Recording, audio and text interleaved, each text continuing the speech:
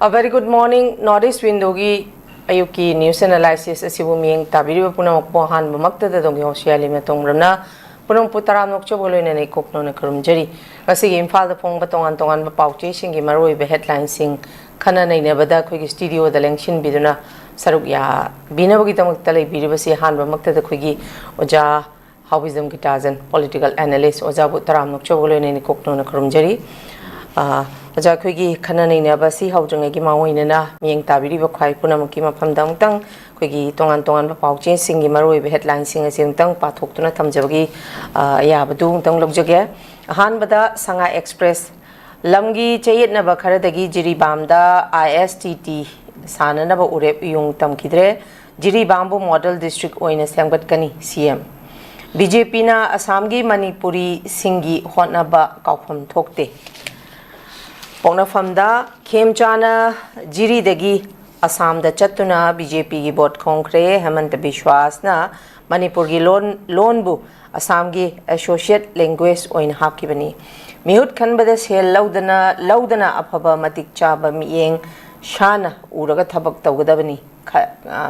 tawgadaba khalasi bimon Naharol gi thaudangda amaga gi merakta thajana daba lairiba du kokhannaba Hona badalenga ki pandamni CM na jiribam da santi thamnaba lauringai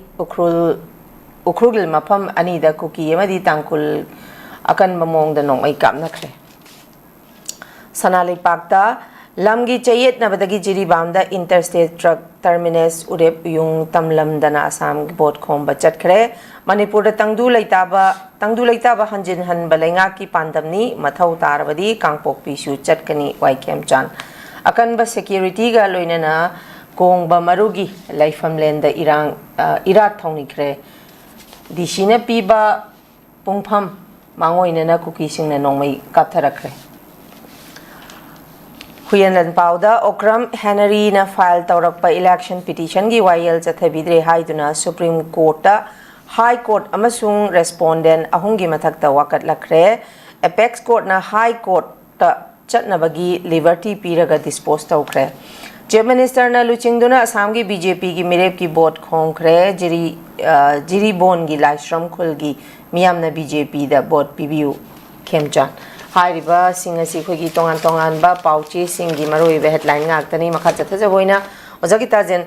khoi ngasi ayam be headline sing da yauri ji khoi gi Chief Minister na jiribam da dagi khoi gi Assam da chatuna lakadori be election sigi bot khom ba sigi ayam ba na masi khoi pauchi singi headline loi makari masi da khoi na tajaba gi matung ina handak pangthokadori ba Assam gi election sida BJP gi rival hai tare masi chu dumak Congress ki mirepsi khoi mitei mechani haina su dumak mai hainari zakim GITAJEN adumak pu makhoi ki party ki ideology da party ki yengkanda adumak BJP ki vote ni hangna khomi si adumak pu khoi ki as manipuri moina maitei macha moina yengkanda gadi yeng lurakanda di BJP ki vote si khompham di thoktabane dubu party line hena lubani na Luna khalle habagi do utpa oina dumak khoi gi BJP gi rival si khoi meite me chawar ga su masigi bot si yang kanna khombagi keno simadi tawri sigi matang sidi oja GITAJEN kari kamaina yengba kari thambini oja GITAJEN gi mota ahan batuda notice window yengbiri man project ko tum tekno chari na ngasigi hot biri ba ko HEEYAI LEIMA di all stock ko dim tekno chari HEEYAI ajiksi dum kogi lan marakta den namana wachai thing marakta gi thoning da ba thodo thok mayam gi marakta election manga tare yam nungai ba dugumba dum lila drama makhalamani si lila drama si intervene di luare ko mayai sangre mayai da yam hogol e holi ko en la ka do stage ma sum lakhle en habadi film amagi natraga drama amagi part sanai bal la drama dogi magi part gi tangkhai di hanjale hai tare sorry aduna tangkhai hanjale ju se duna yengba tari ju se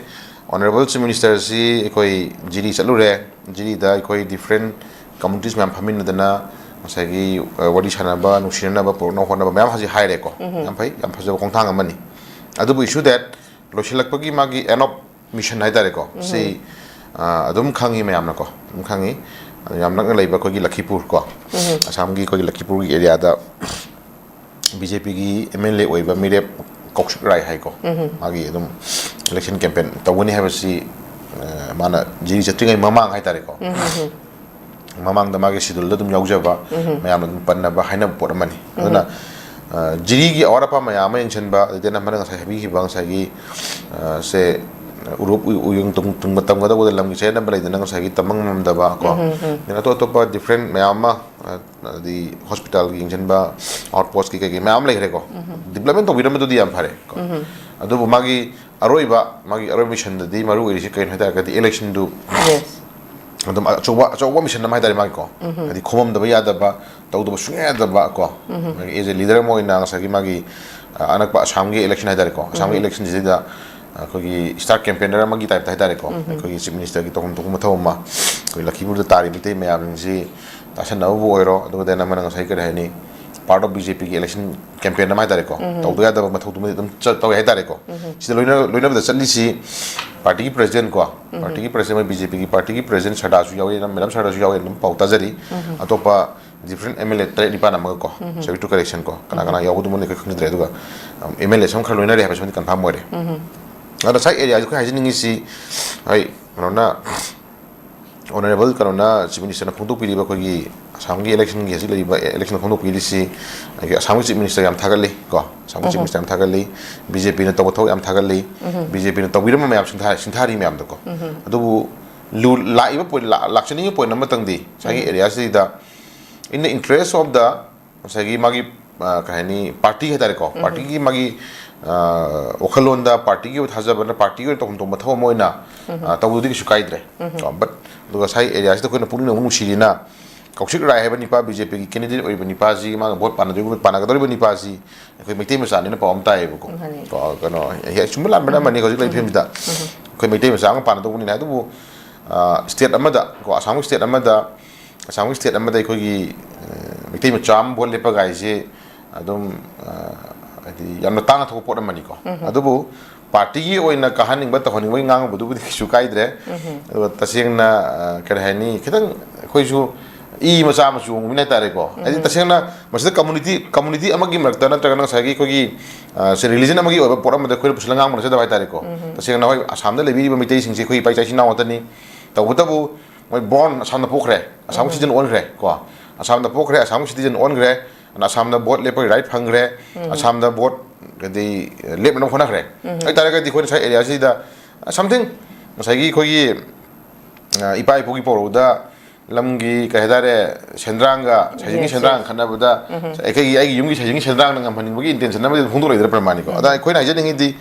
ma se maitai ma samoina vote ka haning matra maitai ma samoina to hning ofna na se de tai khoi khitang yam tang thok pa hedare ko yam tang thok pa dugum ba khongthang amada thropot amani na dugum ba da khara ka haini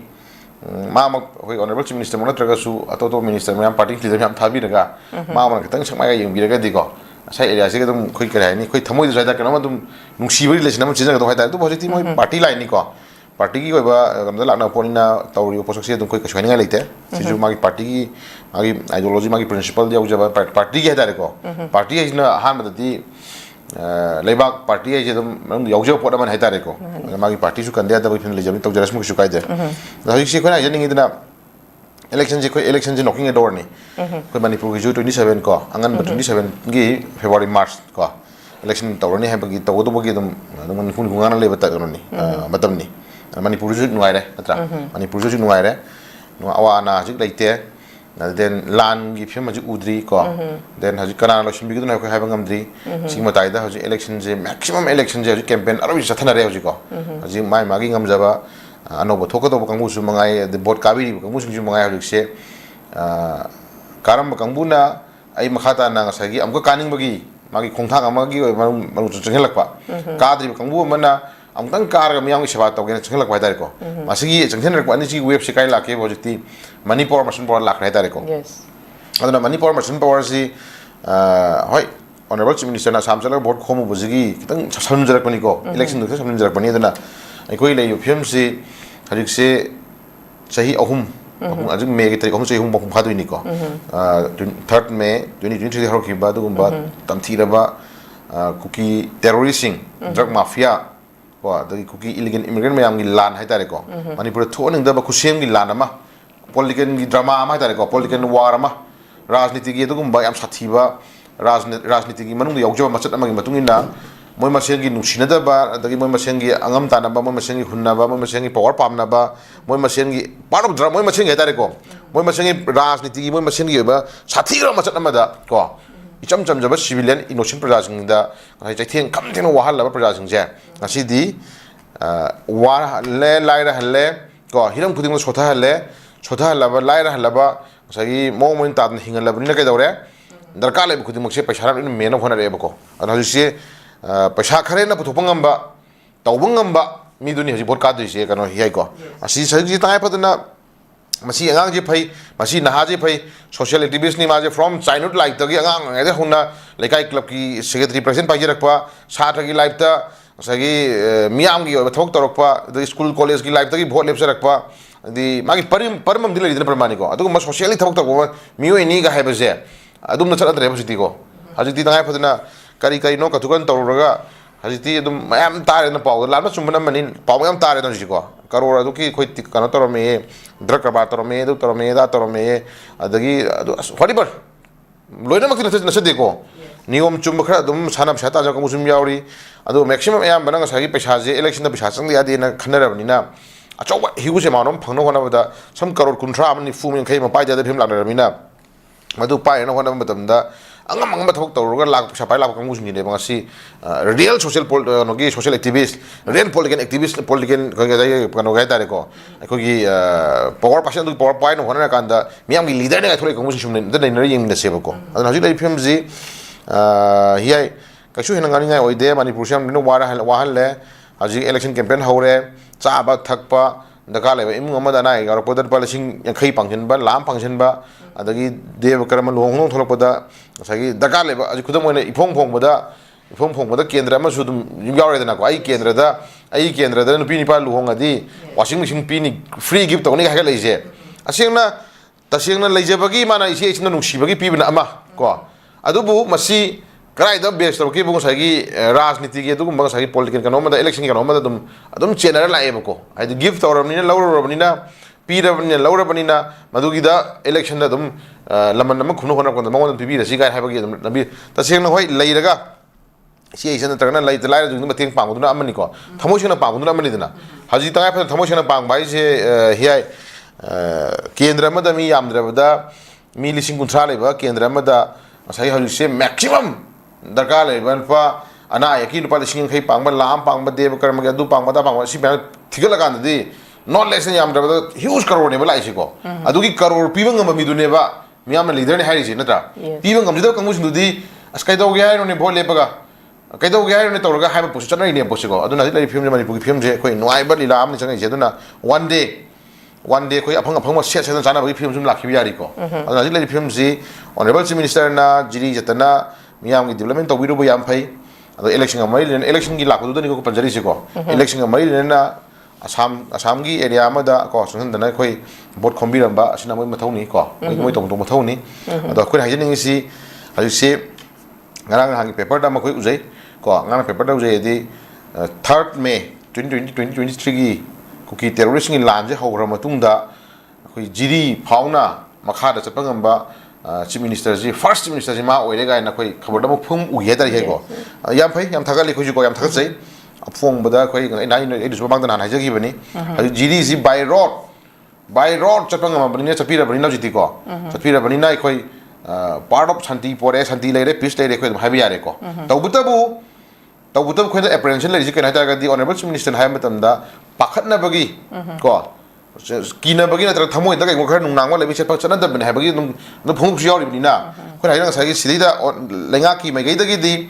free movement je yare adagi koi pakhatna chata mani hai baje lenga ki mai gai phung dok pira bani na ado sumna kan lai riba sa gi koi na mo chai ida palaga da mo ai nam tuen panjaba da moi warok le bani mo je moi kokta hai bra koktu hai bra koknau hai bra ka moi kangbu ada itlf kai le le khar lai bani ko moi kari ba moi KJC haibra kaino dagi mogi kuki inpi haibra inpa haibra inpu haibra ipa haibra ima haibra kare am lai bani mogi ko moi singjina hojik tangai phadana manipur lenga ki honorable chief minister do ma yauna mogi party ki president yauna honorable MLA tare dipan ji by road jiri tana lakmo tan koi kashu haidra bani aduna koi kashu thingdra bani aduna yaragadi any civilian any communities ko maitai ogira mogira mayam je free movement to matamda bera bi leitre gai je amtang press statement thon ninge bako press statement mogi hasi kokta koktu koknau adagi mogi IT lab kana laiba ko ki kariba mogi kai no mogi phalana mogi kai dare IT lab hari brand kana koi kai ni LTT hari bra kana mogi sathiba terrorist ki wing me dane parmani ko adugu kangbu singdugi oba brand kangbu singduna ai koi manipur lenga ki MLA sing leader sing lakuma tamda ai koi athing ban leitre aduna praja sing chapda ka sho kai bale roi thoring da un consequence pam da thok thok thok roi ai koi swai sing dokjare ga na mo press me thon ni nam di madu thoga di madu thopi ra ga di khoi den ware ai koi da suspicious like ken ha tar ga di sumna kan na by road honorable chief minister na koi lambi chapa yare hena de committee ma unare na chapa ko kanu ma ichen chen puram yauri ba hi ko ichen chen puram ma ha di MLA jingina dum cha thamina ba MLA mantri jingina dum changom cha thamina ba ko phamina ba esiro phamina ba hai chamina ba chabo chamina ba mantri phamyana ba adi percentage dum yana ba tare ko moi dulam to minna ba praja singina sa area praja singina chapi yaro no thingmi ba tare ko adu gum bagi abi tare ga sa area sa political am sathi drama ma moi ma sengi political drama ma yauri re ko che for example adu ki megla khudam di ngarang na han da koi kari minga ba koi transit koi inau kari ba malem thonga ma ha bra keno koi chuchampur da honorable chief minister na chapa yare ha ba ki signal nam pira bina chapa matam da koi turbungdra kana phauchai dra keno ma ubira mani ko koi viral gi do adi da police car mai bullet problem la kan da khame ade bi mai bungo ai koi se smai tawri ko nang yengo khitang yengo kholo agar hai da dare ko adu yemi adu police ani hum tawri style ubira mani ko hi ai ko gari ek kham ga masjida angang kogi inau ni pa angang pikra sahi yem lawi ba inau ni pa da sang dana ba sa gi arai phudok tan ka BP khara wala mi yor madi pokhai da busi busi ne ba ko mon to action di yong biyo ek sang dana da gi khudang pa ga pet konchen la pubi dana da gi tawri mi style u ba da hi madu praja sing da sang ba chat pa yadri hai ba gi khudam ne ba do natra ai ta chimra kan MLA sing dana free movement yare ha ya na bi da mukta moina security pareng lenga ga ha se khudam moina honorable chief minister sapagi magi by road ki magi journey do ai koi advance hai da ko magi security measure ko na matam da IRB me ma chingon karaga lambi da koi BSF central security force me nga ko ko ui dana permani ko adu ya ma security measure lo ko laga chali poto adu koi na free movement koi ha ga dra ai koi ha jini ngi ko adu ma phare di moi chapadana adu ma security me am yo ma chapa praja chapadana security ngak to su yara bani ko security ngak to free movement yara bani ga ne am la hedok ko ta ga di sai area sa ko hajin ngi se ko gi mi gi value je when hayodana sira ga na soi ngam na khet ga na lien ga na sai ka hai ni hiai snuaite condemn pa government sai ta gi lupa lak manga pi ex gratia government sai pa lak tara pi halo shin dui bra boxim la ko adi mi am gi life se lupa lak tara ga lak manga ga center lak manga puthok pa state lengan pa lak manga puthok pa lak manga ma puthok na ga di sining ba si baduna dum hoi ka pisa pi lo re adagi chaling da baduna sa stok no khoi chale dum hairo yare dum hairo ga hai mong da plan taro bra ko hang ba lak re ko aduna deputy CM phangi pi re na moi da hoi ngai to bodin tra deputy CM pi re moi da adagi adu hin duna RD minister bishal le na tra rural development panchayat raj minister bishal le si bishal la brin lo jidi ke dawre moi hana gi leiba tiger haibra German hybrid, lion hybrid, cat hybrid, dog hybrid, pig hybrid kan moi road am laten mo ya sang ngam am laten ya adu gi lambi me am siam gi me am ning do haji almost arobe end of the day ka dawra ni sia ta po ni ko arobe da dimado ko gi recognize ko ba dare permani ko government ya bi thu him to rani natra phan da gan han da mo gi kariba kari kuki NP hybrid kuki jet council hybrid ko jo council hybrid jo hybrid jet hybrid G hybrid ka no du council ngamu duna koi RD minister da ko kuki na tawal lam jing je makha ground makha gi tampa ki lam da power so ta su ya na ba moi ching da le ba kuki tawal lam jing power na ba lambi sembi yu ga na draga si ire ga na to ko ure ko a formula ta ikala ini ko then amana nga sagi moi kemio hockey ba ka na do na mo nga sagi prime minister da 160 ga na du crore ga na du lambi sem na pisa bi wa demand to ko ure ko asi ko na sumna kan da ko na sumna kan ko gi minister ko gi leibri ba du gumba MLA minister sing na lambi chapa yarabani adu tawbi yarabani koila kha tharabani adu tharabani na sunda pangtau tawinga sunda kan mi gi MLA singina minister singina planning ama golona haitare ko si sugumba kok chikpa haitare ne ko kok chikpa crime creator idang chapa ya manba idang chagana ba hona ba jingje chaim ta ta khoi da suna khoi da na wakhan je ga anxiety haitare ko laina ama su pol le khalai ne khoi ka ngang ro kanam ka dawre hekta khoi na crime idang chapai ta hekta moina mai le ga di kemio hakimna masagi bakaror kya na irami posto channa bi yaro na government moina mana ijaraga su mado ya piro ga hagi habi upramani ko ade sagi RD minister ire ya si do mado koi moina ijabagi wani ko moina ijara koi wani aduma koi government ge decision lo daga di koi ta ya piro ga je limjak bi ma habum tu ebentra ado su bu kha ta honing irang ji lo shinjai ta ga di irang ji pisla sai ta ga di sumna crime creator ba kamu jingje kano hiai mogi waje khara su ignore to by the yade bo harasu yae bo harasu praja myam thajana bo khang ngam change bako adon haju dai film je honorable chief minister si by road jiri yobire yam phare akai thoi tobiraktre yam thajare aduna lairiba moi kokta koktu koknaw mayam juna namtang pressure to thon biro makha ta chatpi yare haba je heavy hello adi by suchampur more kangpopi wadi bar mayam je chatpada ekoi chaning bhai tare ko security piro haram piro haram kai du chatpada security nga ga chatpasu ya halabnina chusampur sangmado khoi sangjage bako security nga piyoba security full nga ko sukai by road moi da nga da maina moju mogi profilio do mo profile no moju honorable CM ni mayam leader ki sukai de do life magi kano jidi value jidi chapa nai MLA magi life ki value ga micham magi life ki value sama nai ba to but micham magi life ki value na hele sai ta ko haring je micham gi life and property kanna na magi damta moi leader ore ge thoi intro the first one kanduri se laibak ne micham ne praja ne tra laibak ne praja kan do bune ba madu kan mangam na bigam to mang tha ga do bune ba siru sumoya sig do bune ba hi ko adu sibang am kan da sibang am ka mang tha sibang am kan da du bune khoina hero na khoi mi to bi do jitra adu moi gi masa ma su di sheloi moi gi masa ma su di sokpa ya roi mai nu pi gang di sokpa ya roi praja sig si to sin par lakta explanation lai ko adu praja gi na chapa ka da na sagi security kyam gi nga le dinu ga na ha gum bo hang hang bujdi chai area ji ko dum ekoi da su dum puri mushi khara dum lai hai tare ko no hi ai ko adu na ko ha jai jing si honorable CMG hajik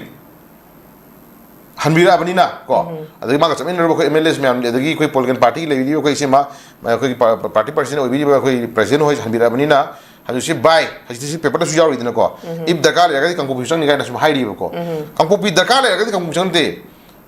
irang ji lo shinji hai tar ga di leader sing na changbiro kangpo pi chat piro dakar le ga di ngai ra sang na ta ba ko peace la khai tar ga di peace am khai tar ga di leader sing se khoi mai te MLA sing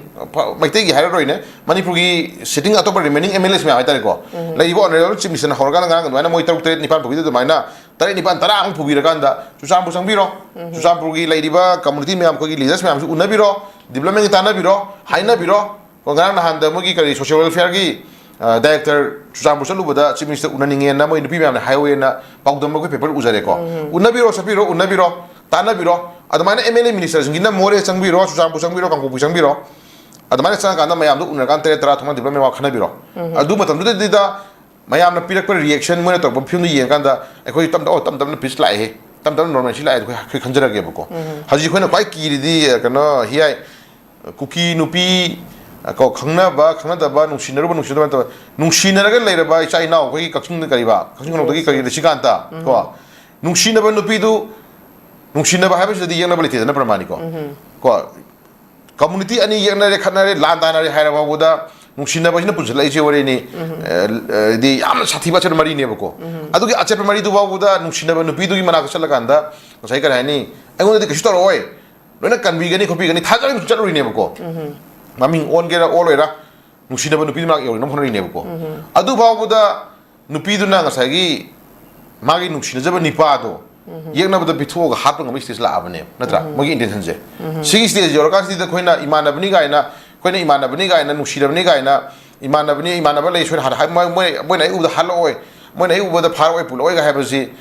khoi thajab ngami bra ba hi ko nungsinaba nupi duna ba boda magi nungsinaba ni pa do kan ngam maktra bane ko yekna bada bitho ngam abane natra adu ai imanaba le ga ina khoina changu ba ga sidi thajana da bagi nati ba sidi asing mi to potu neba ekoina hajari se adu ki potu boy khoina ꯉꯁꯥꯏꯒꯤ ꯍꯣꯏ forgive and forget ꯀꯥꯏꯁꯨ ꯃꯣꯏ ꯍꯥꯏꯀꯣ sometimes ꯀꯣ ꯑꯩꯈꯣꯏ forgive and forget ꯇꯧꯅꯒꯗꯧꯕꯅꯤ ꯍꯥꯏꯔꯤ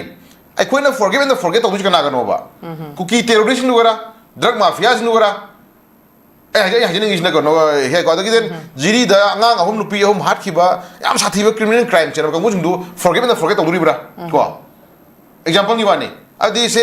ꯉꯔꯥꯡ ꯅꯍꯥꯟꯗ ꯁꯤ ꯁꯤꯡꯗꯥꯗ ꯑꯩꯈꯣꯏ ꯁꯔꯨ ꯄꯣꯂꯥꯡ ꯈꯔ ꯐꯪꯉꯦ ꯇꯧꯕ ꯄꯣꯠꯇꯣ ꯀꯅꯥꯒꯤ ꯑꯣꯏꯔꯝꯕ ꯌꯥꯏ ꯀꯃꯟ ꯕꯥꯕꯨꯒꯤ ꯑꯣꯏꯔꯝꯕ ꯌꯥꯏ ꯑꯃꯒꯤ ꯑꯣꯏꯔꯝꯕ ꯌꯥꯏ ꯀꯥꯏꯅ ꯑꯩꯈꯣꯏ ꯊꯤꯒꯠꯅꯔꯤ ꯄ꯭ꯔꯃꯥꯅꯤꯀꯣ ꯑꯗꯨ ꯁꯔꯨ ꯄꯣꯂꯥꯡ ꯐꯪꯉꯦ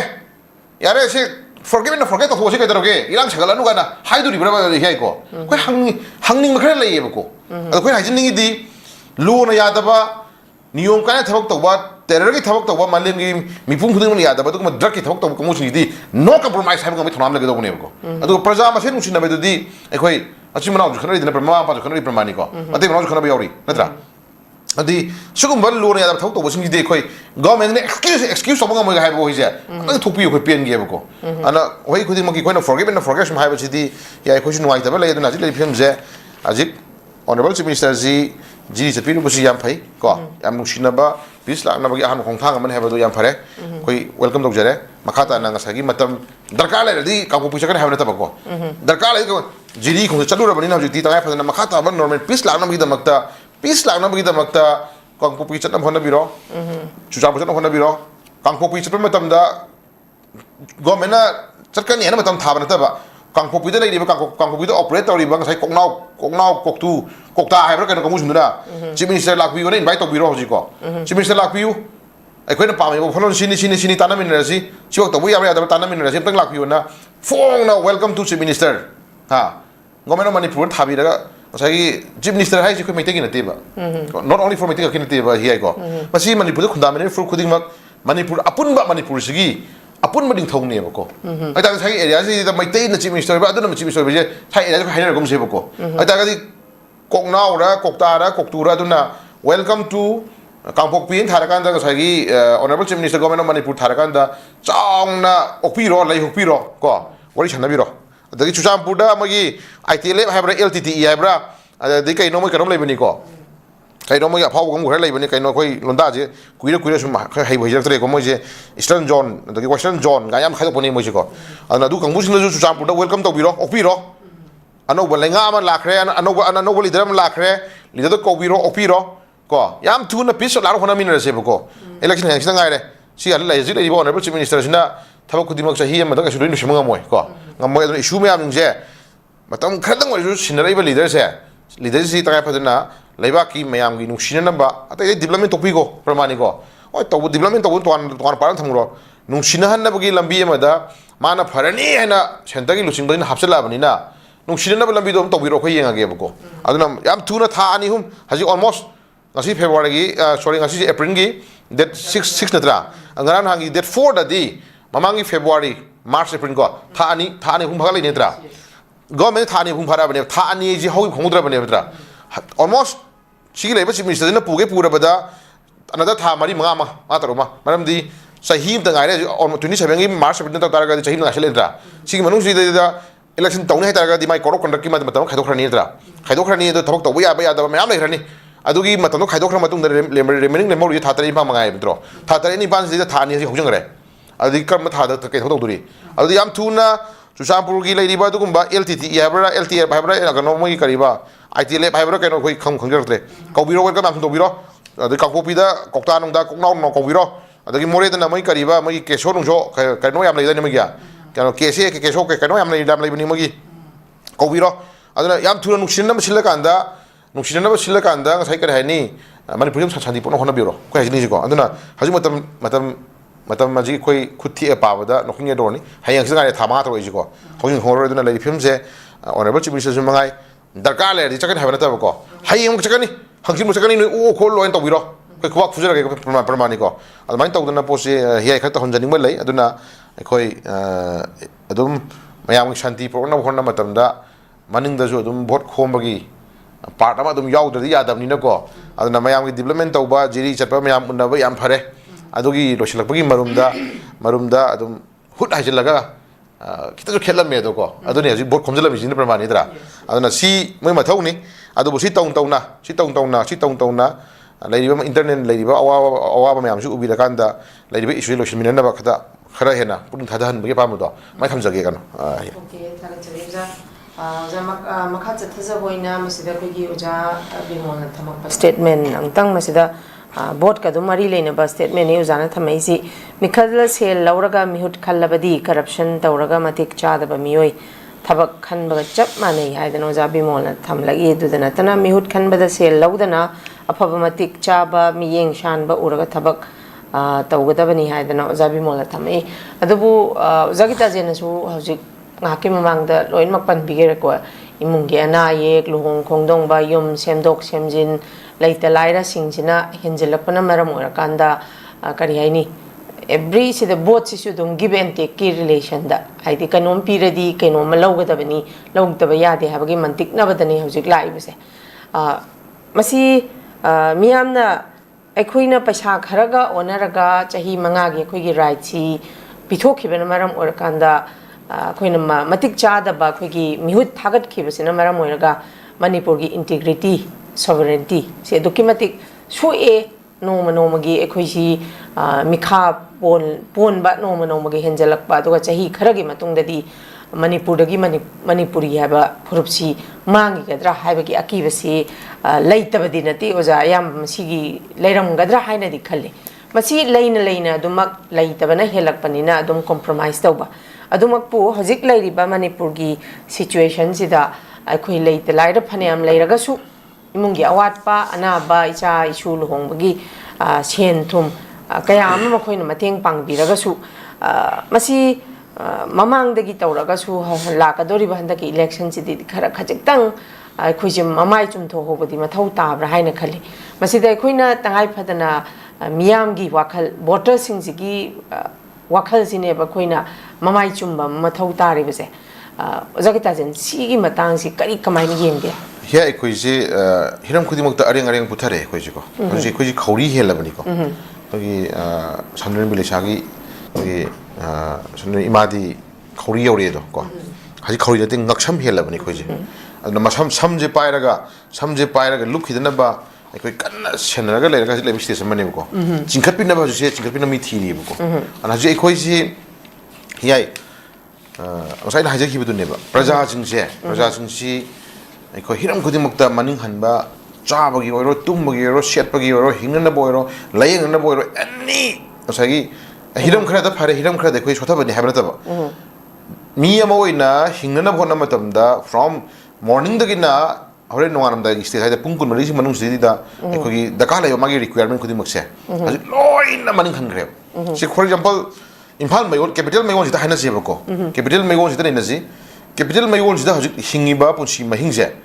ekoi saruk chamagi manung da only 2% or 3% the neba no magi business story ba kangbu sagi dukan phambi riba natraga nang sagi no magi thiga tori ba natraga no magi government employees gi thagi to lakse kangbu jingji gi ba my percentage am khaidok khama tung da ekoi 10% khaidok ke chukai deba 10% ko 90% di ko here 90% di hajuk se surga adagi tanjaraga no makan tanjaraga nang sagi imun pu mi mesni am baneba sigi matai dam kai dawre कोई IDPs में आमा को चुचापुर मोरे कांगपोकपी हॉरीबर कोई कन्नो लाइरी but periphery area कोई सिंगा दा मधु दुदा periphery area कोई बस दगी लांजेन नगर लाइरी पाइजा चिनाव मयाम जिंसे को मोइना पुथोक चरम पोथोक मोइना सु नमजरगा मोइना दगी लापत ट्रांजिट आइदारे को Moina दगी Lamba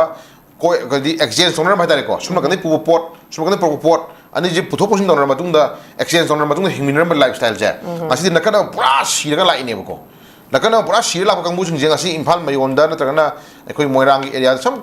area lan lang do area khad le lakanda moje government na si cha na ba cheng cha ga hoi mai khar pi da thamakanda atai normal life na moje thok su daga hingna phona khala ine ko eta ga di hana auto thorga hingam ni pa du pusi je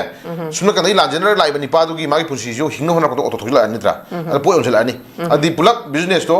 amana taroga ama pujarama imungdo ani shulaga di pulo mangminare natra ana ji ekoi wari opose kham thena koi wara bane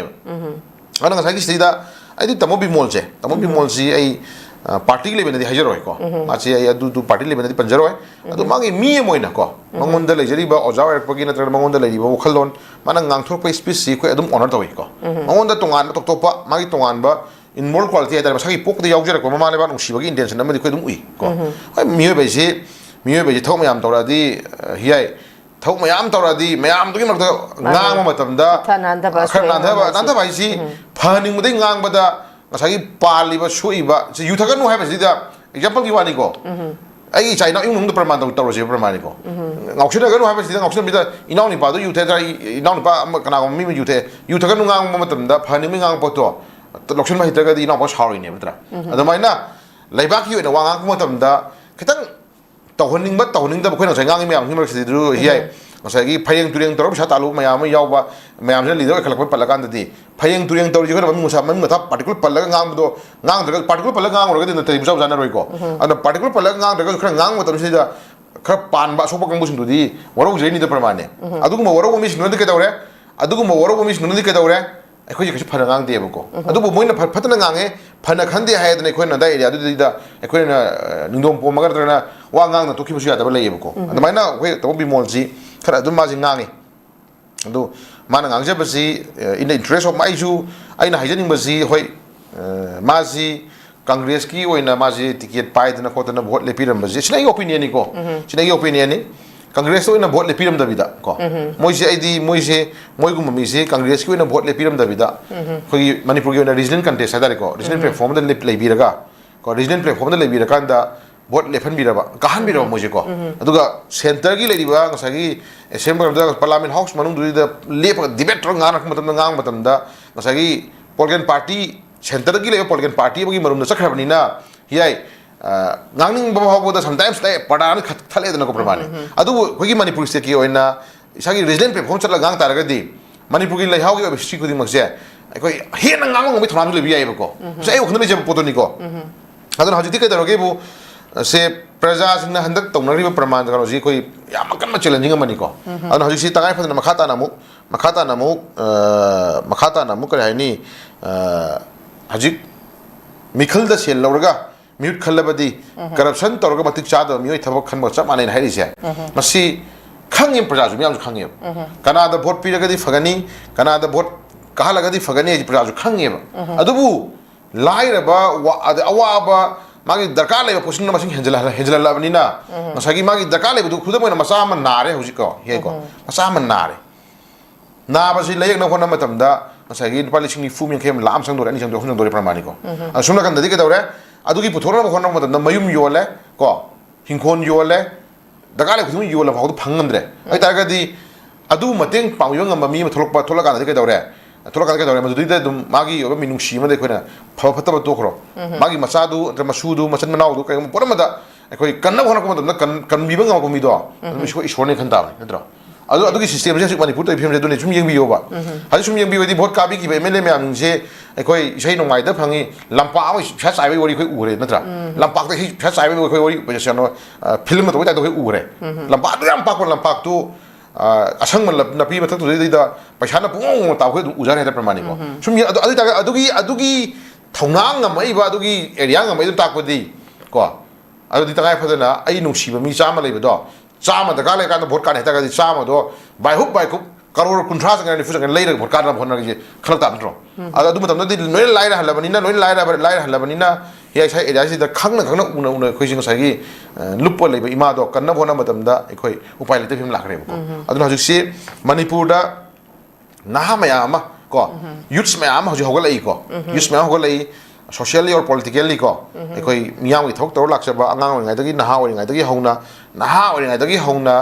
मियाम की लेकाई की मियाम की छात्र की life ता socially और politically activist होरगान दगी vote लेपना कोतना मियाम की थोक तो लीडर मियाम लाई हजि को अदुगुम थमोय सेंग लेबा की लावर लाकपा मियाम की लावर लाकपा नसागी अदुगुम मियाम हिंजे लेबा लाकपा सी हियाय कशु लेबा नति केनो कशु लेबा नति हेबदी कशु इन अरु नति हेबको आई एमना Honorable Chief Minister na leibak sin pudi ha masli te ko ma the only thing kendra amongi mi hut ni lai ka mu sing je kendra amagi mi le sing kuntra kunma ko ni pan kuntra ne fugi le mi hut sing dugi apun bagi assembly adugi matu adu mayam gi adugi matu am khangala kanda as a leader am thamai wa ne ko atai hindi ma kendra MLA ma kendra leader sin to thong ata ne matra development gi warban to do thong ni lekai kun chakot da ba ma to thong ni sunu kanda chindna ko mayam public tilakan dana sagi isa dai nausa ha tungi miron amagi damak tungi afa khunai amagi damak ko ni sha sin nagum si yu thak nagum si sports ki ko tong si ko chung phiam chana afa chang khol kan ni ga hairam mani ko hore hut haidara ka suna kanda lawai as emene lai ngasi di kronda party kan dak horje angang angok ba sang mai tawra to minara bani na loina mang na se ko HEEYAI si ko loina mang na se ko haijeri si loina mang ti haijer roi tawda ba thak taw mission yaro ngani ko thak taw mission le biro ai na maximum hajik lai riba vote le pi gi system je yu thomne da MLA yu thomne da leader nisha sawi da le khar le di gari maning da bawda no HEEYAI gari maning da bawda ngasagi number 4 ogera SP tablet ogera N10 tablet ogera pramani ko pek masa tawra ko gi प्रजा की अपाम पीना होना बता नहाज की अपाम पीना होना बता गरीब मंदर रे हाफ हाफ नर तुरी बको कई दी युबाम दे अंगो यावरा अंगाम यावरा दगी देन पाउडर यावरा दगी गुली यावरा का हाय कान जो तुम पी फिल्म तो दोरे बसी स्टेज दी मदि भोट कानिंग मदगी नद्रा कानिंग इब कंगु लीडर इब कंगु सिंग मथमो सेंग दबदि के दौरे तुंगी मिरोन इचाई नाव म्याम नि पुरो हातोरे नद्रा लो सेमदोक्सी लो सेमजी दगी तुंगी मिरोन सेमजी हाय हायरि कंगु सिंग मर्क्स दगी कनागम खरना asi bot kaning man bedagi tawroi da ba tawdo mayam as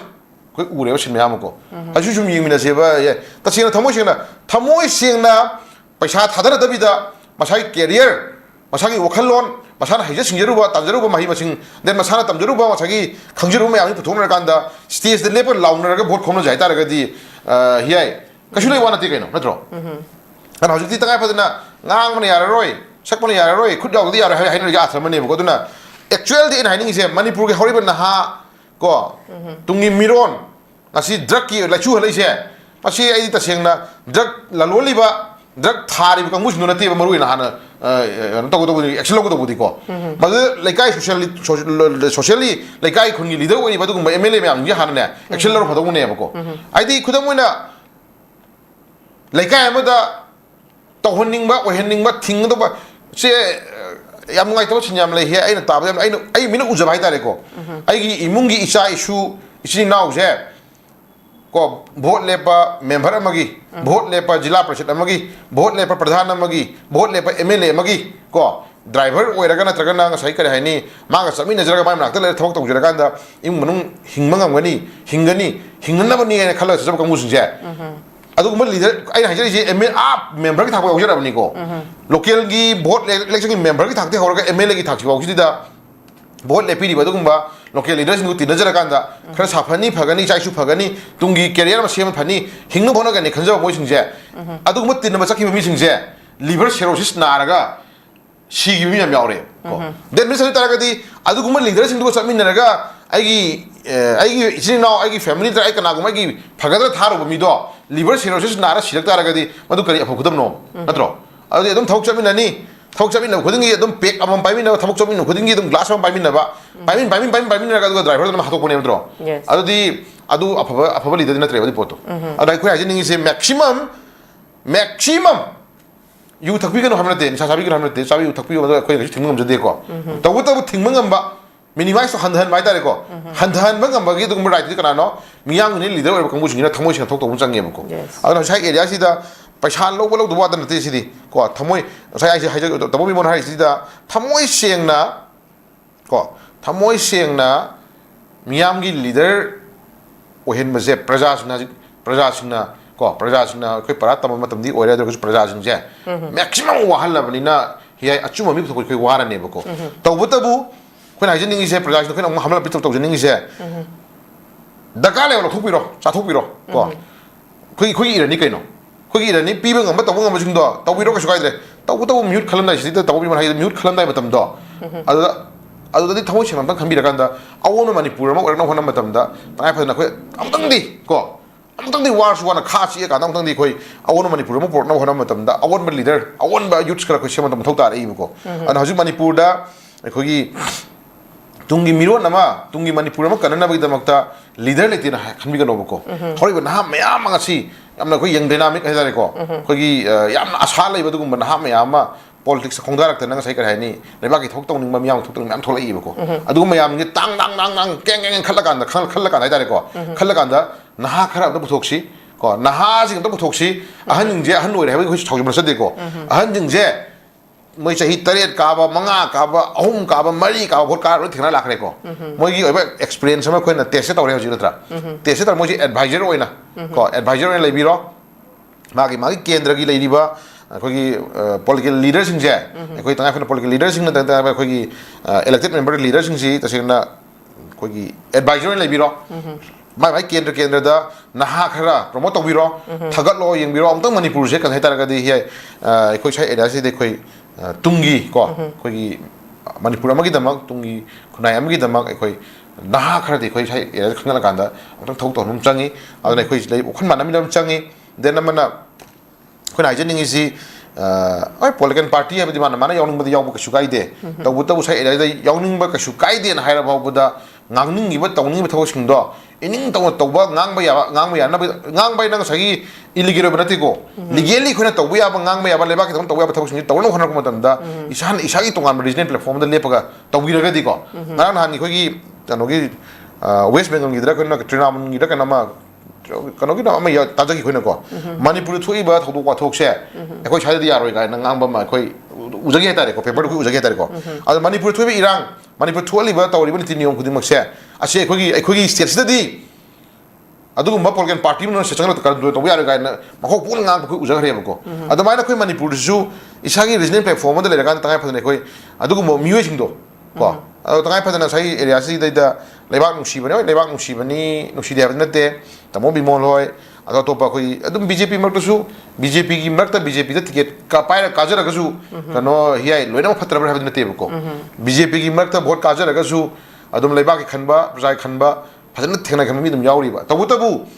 मोगी प्रिंसिपल मोगी आइडियोलॉजी न मरम कांदा ngang ba yaba yada mayam sina dum question laga tare ko question laga ngang han de ko ana freely boy thok to gam jida bhai tare ne aduna lady FMC kupna yang kanda adugumba tungi miro na magi damak tungi manipur magi damak koi leader mayam khalak ma dam do koi regional platform ma chang lawo manipur regional platform ma da koi fajana level laga tare ko apun ba collective ba adugumba mapang kan ba adugumba masagi majority ba mi kha tham kanda doctor na ga di ko center na suma do khadoi kai khunu ut kan pham ja mai tham jage wena na ji lai FMC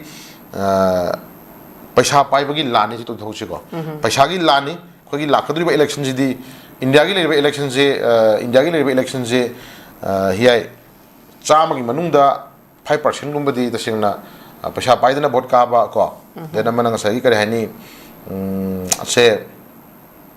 cham jaba min vote ka ba je masing yam de ko ana khoi manipur gi wafam to an thang kan da india gi le ba state sok sok ba khudam na bihar gum ba se assam har ju assam ju khoi to an tham ba ji north mung ko bihar gum maharashtra gum ba dagi to punjab gum ba khoi na mogi election gi nomination fine to gi mamang da hek moi isian na masagi reform data form tam da criminal case da chama chena ba kun chena ba kun tha chena ba ha adi crore chani chahungi property leiba crore adu gi property le myam yaw ide ui le na ko myam ba adamai na tawbang amba paisa pai ba mayam gi masagi no ma ko gi politics mo chakre ba india gi le politics hamra adu le fin manipur adu gi hawan si manipur ju lakre ba manipur da jo ji ta phadana khoi vote le pi jing khut thi pa matam da HEEYAI crore tara line up to crore kun line up to gum ba crore kun line up to gum ba dum ba mi ngatane mo si vote ka sing si ko sum yeng mi yo ba adu marak si da hoi laira ba thamoi sing laira ba miyam gi kendra dron nusi jaba tare ko kendra dron nusi jaba laira ba adum khara khang kamal loina hingjaba dum MLA khara sum yaw to ti ko adu maximum khuthia ba da di majority na sum yeng ka di pot to ko sagi khara tawbung ba tare ne ko thikadar ko tawbung ba thikadar tawbung ba ma pa bu ta gi dum anu sang china pai tham kangbu ko hanjan adum vote kar la kangbu hedar pramani ko adu mo paring ngam khoi sum chathare e ko adu gum pot ne silai phim jaduna laira bagi adra laita bagi dum ba yamna phajaba mayek sing ba dum ba democracy ba leba ni haiba india ji ko democracy ba leba ne di haiba democracy ba leba to gi manung da phajaba ba system yam do implement toribra madum ngai ibra ba du di khoi kar haini sai area ji da HEEYAI che dana phajaba ko wahai dana phajaba manung dana sagi paisa amadi masal power ko masal power manipur gi adum ba sathi gra election gi lana mane thamjage ko ana election je manipur da election vote ai je khoina sum naina jabada mayam sum hayu da vote for change hai bani tra vote ai kai no change du ni tra vote for change hai da khoi manipur le ji vote for change nate ko some area khara hai tare ko vote for change nate vote for maje adum continuation gi da chakre ko hadi ahon mana traba adum mari samjalaga adum masagi khogi dictator gi type ta mapa phu gi type ta mapa phu gi biba phang gi type ta adum mapa MLA karam ni masaka re masuka re legacy adum magi mari mata da sundami mo mata da den ai khoin to do buni no to wi aroi aji kan nga ngore dana aji ta fa honrani lan handa gi election je asoi ngam yaw do su oisenu ing ta pa election ju oisenu ado manipur gi lei ba ki election je di HEEYAI angko mong election mo ga ne ko se kudam moina mek lar kudam mai bu achum recall to jabani ko asimang ta pagon pan ben chade sengara na handa ko ima su ta ge to no ki irang no khambira mani dina ko masi ko ne sum panjawan de khatang phani magi ha po to in the interest of bo api pa ni ngang po to tangai fa de na sai ka hani ta ban wai ta wo hi du yaw re na haira ba da sai just formality mo na ta ko ta kom to pa han man kha yaw kan da adagi nupi nga ing na tam da wisana ga mana sibok ti nang lekai masini lekai masani sibok to wi bajina phatte khotte khitang nang wi to wi ya ba khoppa ya ba na formally hana ga do poto kam sathi da ge bu su lai bo se magi masal power money power gi mai power se kam kan gi biro ko hadi acta tawru dom ni ga chakal ini ba ado aina pau ta jaba da di na na ga ha to ha ga paper su hamra ko da ga da Facebook ga da su viral ko da di ma da ko gi sang ngang mani pa do kanogi magi adagi kanogi BJP gi secretary ne kan hagum tawi ko mandal secretary hagum tawi kun tawada ai taraga di sagi area je khatang nakshala kan di across the party line hadare ko wadi vote gi nungsinaba minungsi ye khomna banataba magi party gi ideology ngana honor bodam da sagi actor masa masu ba thang pa yan mangam bagi ko machi machan ba da sagi hatu ngam bagi machi machan ba kauthan ngam bagi ing manung ba da sagi mamang su ure dana ko gi party gi firan ama yung bagi pesa lahora ba adu firan lo thui habi da hanan pidam pesa handoro na tara da wi al khubang thasan ba ko ure ko si lupa sawal singi da makta firan ama yung amba lupa sing ani hum da makta firan lo thu bi da makta khubang thasan ya ko la bane mitra ai ko gi hingi pusi mai si right si yam tol abane ba haju si tangai pa da sai krai ni power le ka ngus no to boni la je sta chakhala bane ba la ga chungira ko HEEYAI ga se achum bai da ngang bi ba HEEYAI ko thena bi ba khangjei ko nipi mai nang sai khachum tajari ni da thona phari hai ba sagi ma chu ta ba da leba khangjei ju ba da ta mamu thu dire sin pramani ko ase badna ber tuini hai as leba miam da ma soi ba aran ma ga na hai ba ko aran ma da be du ngasi ba ko koina sum tajar ko dam da leba ki dam ngang ko wa de ngasi ko da aran khu tajri ba ko ado badna mo pir mu sai da pramani adu tawrega ada tawrega adu tormega da tormega na si system si kana thon mai ta ga di masan power to manga makang buching yo phigau yo bodu gumba mogi ga dare partam oi rem ko ada ga sai area da innocent praja sing je cham jo praja sing ji sai area si da thamoi siang na bot thena bang ngudori bra hori na ha sing thamoi siang na phalai tana sai hajik laikai gi development si tomina si sa tomina si chotorang si tawje ina card si tawni ga na phajabo hoi haina dre bujiti ko ak ku thil ngana to ye mana du ngambra mana du haibra mana du torodi ak du to godoni ta to godoni ga na adagi den se khogi makharam gi mali ngana han gi khoi vote campaign mo khoi ujabada khoi ai mai thai pajagi roi ko ai khoi mana du haiba hadoi tokthana tare dan te kapthana tare ga to ma mu ngana ujagre ko ai khoi tawro tare ga haiba por ujagre ba si lakna ra bane ko si lakna ra bane si tawbang am kang busing gina tawbang am mena tawng to bosina masagi matu sonjel le matu son kang busing ju matu son kang busing namsen be yani namthu be yani thude be yani smai ta matu son me am dona sum masing yam thak tara ga di ko pen da dona sum masing yam thak tara ga di adu gi awon masai lakane ko no ye ko adu lai di film ja ji bogi wana di haji bogi wana tawbang am ba pasa pai ba masan power money power pai kang busing na namsen la pur sat li ko ye ko adu mamu thude sai tara ga di khoi na ma do e khoi khun ma nami nam sangi kyan tami nam sangi ye lai manipur gi lai politics se yam ru stage mani dona lai di se khoi khong thang haina kupna yang hoda tara ga di khoi je miron khadi khoi war ga le ne phun je smai tham jagi okay loishilappada GITAJEN sida khoi akan ba security ga loidena kongba marugi laifam lenda irang irat thongni khre DC na piba pungpham ma mangoi na kukising na nongmai kapthara khre simalai re duga CM na jiri da santi thamnaba lauri ngai aukhurli mafam ani da kuki amadi tangkhul gi akan mamong da nongmai kamna khre haidana masi ani si jo khoi law and order si phatri habani khoi gi hauki ba 2023 gi mege humdagi thoiba conflict na maram oirakan da khoi gi maitai gi tongan ba maroi ba life len sing da khoi gi irat thongni tawba yadana leiram lakpadu khoi gi masida DC na piba permit se piraga security nga aga selaga tawbasida su pungpham sigi mangoinena kukina nomai kaptharak khabagi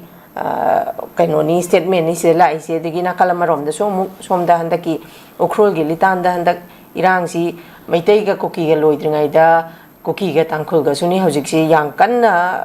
irang thoise sina takpadi nakalamarom da chatliba mahaki haidi jiri de chatliba samda boat khomba chatliba khotliba sisina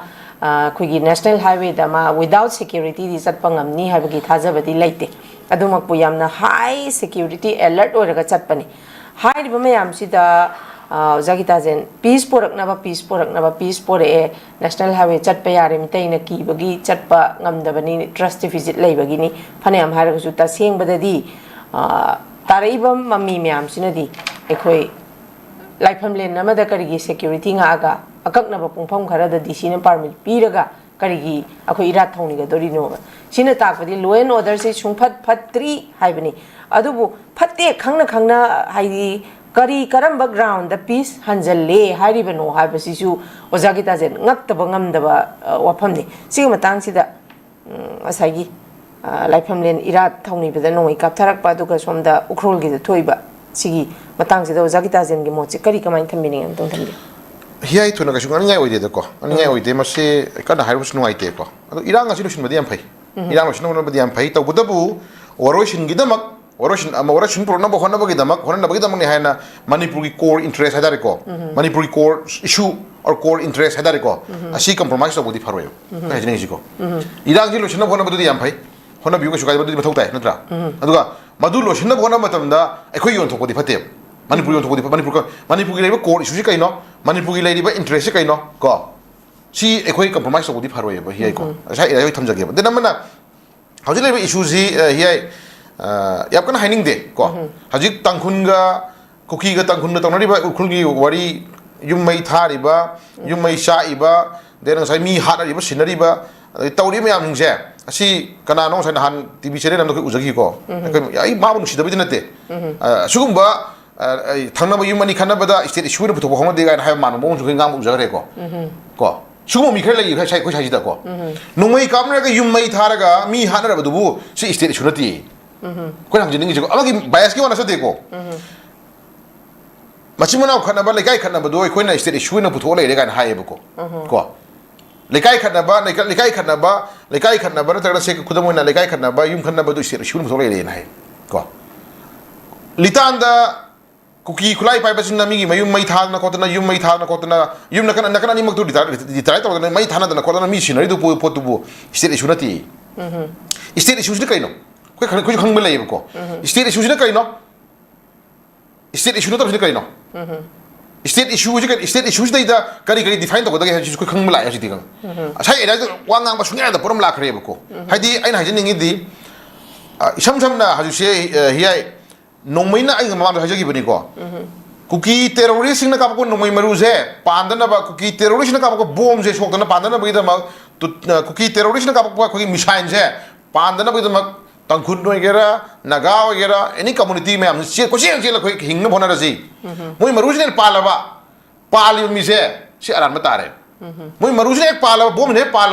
pali mi do kai do wi sang ri no aran ma tare kapa yo mi do lande ho ji ko kapa yo mi do di mi gi sumna kanda camera ga nam na masam ga jum thada dana no ma to na khoi ribbon angang ma ki dana thau tai dana maron do phemang lon dana ha kai lo khang de lo ni myam lo la kanda panjaru ro ga na masjid poster kapa yo no du ubi dana ga no HEEYAI ko HEEYAI du ubi dana adu mi do di pha ba di la dana sumna kanda labuk ta tangkhun gi china ma ga no gi khul ra kai no mai kap sarak ba da labuk ki pali na kan gi makha da paktharaga moi ani lagi wari mo hak ubure dana ko thawai hinjina pakthari ba ani do adu oina viral chatle ro no ai thodi la se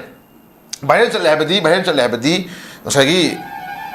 ani du ki tori film do kai yem gi obko adi kapai ba kangu jing do lai ba security force no onjal laga kapa tanaraga hatuoga lai ba ni do conversion kan de ha natro adum video namme nuai tam tu ne khoi uli sentra handaki megi tari ahum dagina 2023 hor kibul lan je sida mang hi mi su forgive and forget ko no mai na pan hi mi sing ju sai maranai bom na pan hi ju sai maranai si gi me am du su ngasi muti ma khille khoi chai khudi ki thormang thoi lore नत्रो हजिक लोइरे वरी नत्रा अदि नोंगैना पानगिबा सिगिबा कदांगमंदा मपामदा लाक्चबा मौमा फजना sniper खिलक अपपदा हाथोक पीरिबा मौदो अदो अपानबा नोंगै पाला सिमिदों लाला तो एबत्रो कना अदुगी कना कैदोरके करी रिटायर तोरके केस पाले लोरे थिगली इन्वेस्टिंग लोरे हयं फारानी कनोगी खोई पॉपी चाबा पॉपी खेतपा वाउरी तौबा मथों हंगदबा निशा फुल ngawba ऑडिशन निपा फारानी लोरे केस लोरे नत्रा नत्रो अदि नोंगैना पान मी बोमना पान मी खतरने हजि आराम तारिश को लोरे सिदे के शनिगा लेते दे नमना हिया यापना हाइनिंग दे खोई मणिपुर की मनुंग सिदैदा कना जो हाइना जो के सुकाई देबा माई पार्टी कनना मागी लेंगा कनना बा मागी मी कनना बा होना जो के सुकाई देबा नियम चुमुद दिगाना से बा हिया नियम चुमुद दिगाना से लेबा के लेबा कोड इशू से पुथो खना से लीडर ने हाइबगी वानी लीडर ओइद्रगदी ओइरिमिदो के दम हाइनि नत्रा इन पर्सन नगाय तो लेते तबुदा लेबा कोड इशू से कइनो हाइबदो खमिन चांगेबा हाना सोयरमबदो यारे सोयरम हादु यारे प्रजा यारे बको सोयरम ये पोतो तब थबक तो चुमथों होना बिरो ए जनी प्रमाणी को चुमथों होना मतमदा प्रजा की दरकार लेदना कोई प्रजा के मथिं पंगजरगे हाबनि को प्रजा न कई सपोर्ट तो जरगे हानगी सोयरमबदो हानगी निंगथौ पालिंग मतमदा इनिंगथौ मन सोयरम पोतो हजि पुथो लेना मतम देब इनिंगथौ मन तरम थबक तो सोयरम में खतंग सोगी पोतो गासी खोइना मसा सुई खोइना मदो चुमथोमिना कान खोइ हानगी मणिपुरी पोसे कनो खोइ तारे नत्रा अदु नत बिदा खोइ एरिया सिदा याम नुंगाइबा लीलानि गसाइ कोंगमरु हनबगा तो अइना हंजनिंग जि कोंगमरु हजि नाइ खमलेनसे कनागिनो कौब्रुसि कनागिनो इबुदो थंजिं कनागिनो इबुदो थंजिंदा गासी कुकी खुलाई पाइ मथोंग होंदबा सिंदुना माथि बाइजे लबावबदा येंग लेबा लीडर सिंजे मगि यावदबराबा नि चखर फाइनरि सिद्रा आइगी लेबाक आइगी मनुंग सिदा लानजारेबको अनु सुगु मयाम नि येंग लेबा कांगु सिंजिने आइना हियाय यामना थमoi नुवाइतुसे दुना नुवाइते को सिरा नुवाइते अदुना लेबा इशू जे याम साथीबा पॉलिटिकल ड्रामा आमनि हादि खोगी प्रॉक्सी वार हामद्रो हजिना पॉलिटिकल ड्रामा के मनुंग द पॉलिटिकल वार मोगी पॉलिटिकल ड्रामा की वार हम खलम नेसिको ए हिनिंग सिको प्रॉक्सी वार हाइसे आ सेंटर की लुचिनु सानबा न करांगमी खरा सानबा अदु पोर्ट अमने खोर हाइना रेको हाना दिको हजुक्ति खोई सिदा लिबा लीडर सिंगिना याम साथी मोगी राजनीति की मनुंगी को लीडर ओइनिंगबा लीडर मुननिंगबा मोय मसेंगी फम तारानिंगबा फम चारानबा चक्री टेक तनबा चक्री मुनन होना मतमदा एखोगी लेबिदि लेबाक कांखों चाइरे बजिको मसे हेची हाइनिंग ददुना गासाई मागी पार्टी कन्ननबा मागी मी कन्नन होना मतमदा साइ एरिया प्रजा द कंफ्यूज लेना वांगन गुमसे को से हिंगाना सेबको सागी एरिया द स्टेट इशू न करिनो मी हालगा युम मई थारगबु सागी एरिया स्टेट इशू कनोगी स्टेट इशू ओइरोया हन कइनो को हंजरिंग जेको स्टेट इशू न करम बनो स्टेट इशू तम करम को हंगबला आइबा जिदिको अद सागी एरिया द सागी मतौ मानना पांगा नगामै थौसुदि यारोय जेबन गाना जि बसी पर्सनल निमिति वानते को आई संग लेरे आई तौबं ngame I ngakpi ngamani gaina hair kan da sagi ai ngani mangang ne habdi di khoi yaroi bako tebon le nam changi khoi chitra state issue karam no state issue to karam no litanda ngasi numai kapi ba yumai thar sinje sina kana gi issue kana kari issue no ko me tari om de ngasi horok irang hina kari issue no koi khangda koi khangja horage kana na horok no kari gi hori bino adi chingma anda popi ya thali me am hina kari haiduri popi thali me am kari haiduri इनके ma'am Manipur मुगी लेंगान Huygens मपोरी कोई हाइबते Manipur 1500 houses मसी हेंगले अदु हेंगले दा हेंगले high ma'am निजे मसीगी issues न कई issue नो सिने state issue नत्रबरा कोई हाइजन जेगा नो अदु सेंटर की लेबल लुसिंग मसिंग नदी मणिपुर द सनर मिबा बॉर्डर फेंसिंग की मतंग दा एफएम मतंग दा सी कोड इशू नी एफएम मतत्रगदी मीजे फ्लो इन चंग मतंग चंगबा थोंग थो तौरे हैना सेंटर न सी एफएम मतक रहे को अदु कई वाई कई मतली नो साइ जगह जदी दा साइ पेपा गाम कना रोयबको ममा लेबा नुसिदागदी लेबा नुसिदागदी नियम सुन खर गाम तंबी योबको कोई ताब खुश मारती सुन कंदा खुद थिलगा इलीगल इमिग्रेंट मयाम टेररिस्ट मयाम इरान तोरियो मयाम ड्रग थारी मयाम जे मुथर नबे कोई लाउड सुन कंदा ना पावर पाइ रबने न मोय खर नमु कराइनी अदुगी मरुंदु दिदा साइ आई खोइ जिबु यामना इरान सकर पांबा इरान खर तो पामै ता गांगो दुदे दुदि खोइ पामक्तेबको क्वेश्चन दा हंजगेबा अखोइबु ngak selu lakwa central security force na manipur gi mayon da laiba manipur lenga ki transport thaba manipur transport thaba gari do manipur muthala chalu haidi man do amse do bi ko ta ge why ke shu do bom da bano amse chungdo bi wa hiyai manipur muthala chalu haidi do irang thoning da badagi adagi adu ton da badagi ni hai ju hai ko ta ge terrorist kanguna na tragana sagi irang sakap kanguna manipur muthala chalu haira kanda adadi yani yari ba security force nu adum ta ko conspiracy litro oktunum yautro adadi pahalga me tekta Pahalgam attack terrorist कंबुना tourist लम को खरा हालम गिदमतदी parliament मिफम हमकांदा खुद retire तब missile कापतना bomb कापतना दाइमन कइगी अदि पहलगाम दु terrorist कंबुना attack तौरे अदि पहलगाम से दिल्ली थाबा गरि चलरनु महाराष्ट्र थाबा गरि चलरनु अल थिंगुदना अदि ये चनबे यार खरे यावरिबा अदु ममयामदना पाक्सर लाइरे अदुगा अखोय कशु नतबदा कोड इशू स्टेट इशू नतबदा स्टेट इशू पछि बनाव खनबा स्टेट इशू है अदु पछि बनाव खनबा कना खनबदा स्टेट इशू ग्राम थु यावरगे मी मयुमै थाबा मयुम नुमै कापा मी हाटपा जिरीदा अंगांग मयाम हाटपा कमन बाबू मांग लाइरिबा अदगे हेमाजिन थुंगामी मांग लाइरिबा सिरिबा फोन लेल हालि मयाम जिबो सिबु स्टेट इशू नते हाइरो सिना कना kai haiduri basina aduna aikoina haijaningi laibaki ba miyang ba wana koi personal in proportional na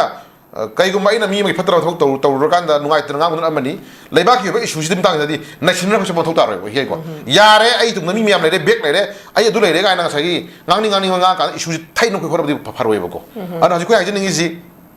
mari le ga na ji deputy cm do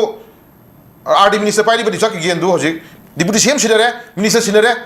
magi mahuta ji magi karano karino assistant ma haitare ko magi nominee ma thamaga imphal me thama thamok shule ari jibu adom ngi sai gang bi di myam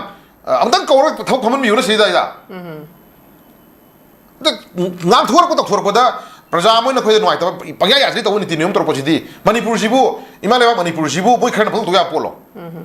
hangning ma lai ba he ko adna manipur ji ekoi mi khujo khana pangtok to ya nim chapa sidi hai sidi apate aduna suguma mayam le bisna mana kan da delegi luchim bujine ekoi manipur je ekoi tin ga ula khre bako sidi phata le aduna le phim je ekoi hai kan nganing de kapding ma tamna mai kapani hatning ma tamna mi hat kani phaning ma tamna mi pha ngani kuki terrorist na hai risi ta pak le ekoi mai te je ngayok chafu da yok nga gum bani na phong na hai le bani ko atra adugum ba hai ra ba da illegal immigrant mayam drug mafia mayam kuki terrorist mayam duna amang man le la ka ro da nok tuna yeng ngam ba khoi mi khoi yauri ba ko adugum mi sune ngai ise kano ye ko adugum sing du di ekoi kari hai dun khoi hang hang tre ye ko aduna lai phim se ajik khul no mai ka pe ai ba ma ka pe ai sing se ekoi that means sina ta podi ekoi signal na mai ta re ko at any moment da khoi tabok ngam ya uli ni ko ana sina han ba sunate natra sina han ba sunate aduna hajida ifim jai na hajing last question ko da hajing se koi kong maru gi leibi ba du ma seng am lai phamlen ibdo kaubru ibdo thangjing sai ngangbi ri ba du ba ko issue da ngangbi ri ba hai re singen ngangbi ri am do ibdo thangjing am kan biu ko ibdo kaubru am kan biu kong maru am kan biu chatlaga puja tawji khoiram ji body ji nije ji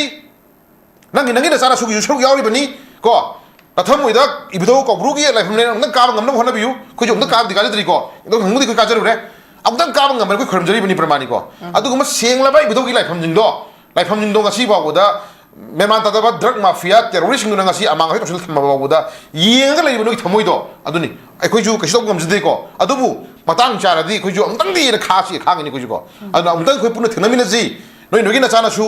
noi ba manung na sana sa yauri bani duna loshila ko den hiding is ibdo ibendo ekoi popira ko ibdo ibendo se ekoi hiyai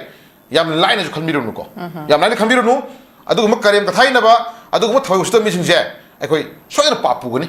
ko ibdo ibendo no soina warakani ko patam dikha sangi ba yai ko ibdo ibendo no soina param tam kan phum se sai thum jage thank you very much sagachari uza yam nungai je isagi mamal yam laba matam khara ka chiktang kai thok pi do nang sigi tongan ba khoi gi pauchi sing e maroi headline sing khana nei na ba da jagi ba tongan ba warol ke ama thambi ba gi dam ta ja bo han thagat phungdok chiri loina na ming ta bi ba khwai punam ki mafam da gi ngasi yoina di khoi ayuki pausi khana nei na jabasi matang sida lushin jawgi aya ba logjaba loina na kaina na ba gi athang ni jari pina birasi have a good day Northeast Window meaning tabiriba mayam punamakpu taramna okchari hauzik mapalamgi thabaki pau pijari ahanbada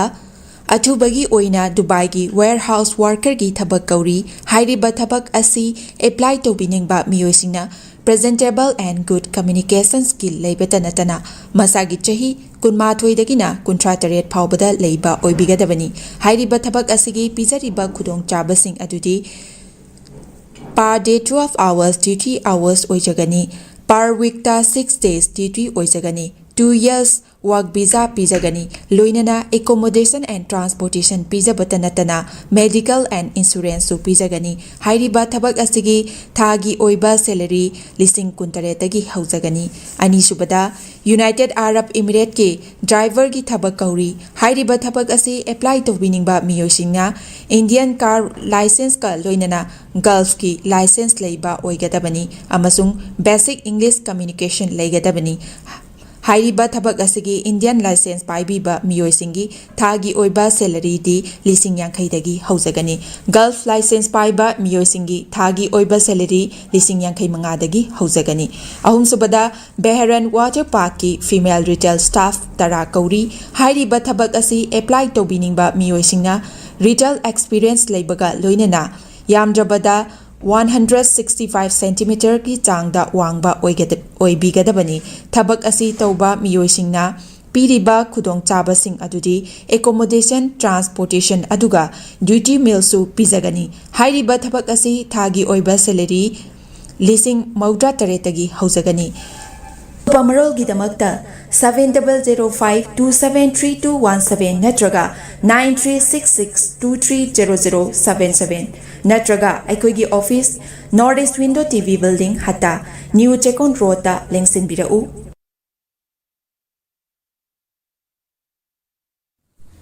Nurse singidamak achoba opportunity ama buduna lakchari madudi hauzik Malaysia na Indian nurse singi oiba khudong chaba pinabagidamak midyang changlakli VC nursing loiraba chahi ahumdagi tadana experience leiraba miyoisingna khudong chaba asi lobiho khudong chaba adudi thagi oiva salary 1 lakh overtime incentive free accommodation ticketing amasung long term visa asina chingba khudong chaba sing asi fangbigani.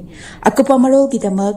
makada pizariba 7005273217 natraga 7005063196 ta contact tawirau natraga aikogi office Northeast Window TV building hata New Chekon Road ta lengsin birau.